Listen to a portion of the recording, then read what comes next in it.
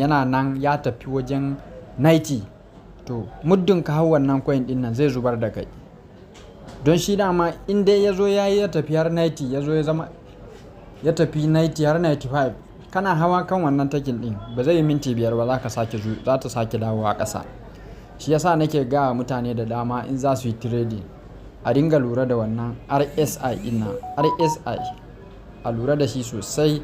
Abunda za ka fi lura ma wannan mai yellow nan shine don asalin control price. Duk inda yayi, yanzu bari ka gani, yanzu kun ga nan bakinsa a nan, in yayi sama za ku ga coin nan zai yi sama, in yayi sama, in yayi ƙasa za ku ga shi ma daga nan za ku ga yayi ƙasa. Abunda za ku ringa lura kenan. To dai kuka samu kamar yadda na faɗa muku nan ɗin nan ya zama yanzu yana nan normal kamar haka, za ka iya ka shiga kasuwanka ka ɗan yi kwana 2 za ka samu riba in Allah yadda kenan. Don saboda dama wannan coin ɗin na bada shi a group Pro da Duniyar Abbas Minings da sauran gidajenmu da ni gidajen suna da yawa, na ce a holding nashi.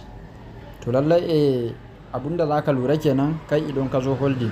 Kuma abunda nake so ka fahimta, kamar kai mai trading, in ka zo trading tunda ba holding za ka yi ba ruwanka da ka yi binciken wani coin ne kamata ka shiga da sauransu.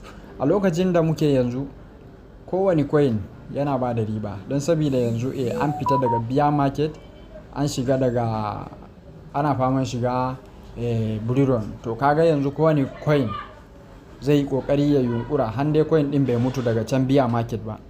Inda kuma ya mutu ma ba za ka ga alaman tashinsa ba, amma kuma inda bai mutu ba ma za ka ga alaman yana harba. To lallai in kawo coin inda za ka yi sati 1 ko ƙasa da haka, to lallai za ka samu riba dai inda ba za ka raina ba.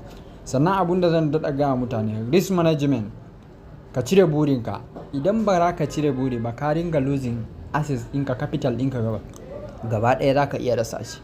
Kuma abun da ke kawo mana hakan buri ne. Ka cire buri. Inda za ka yi trading ka sa ranka da niyan zan shiga token nan, in na samu kaza zan fice, shine rabona. Amma har dai kace za ka zo na kai buri, to lallai ka ringa asaran capital ɗinka kenan.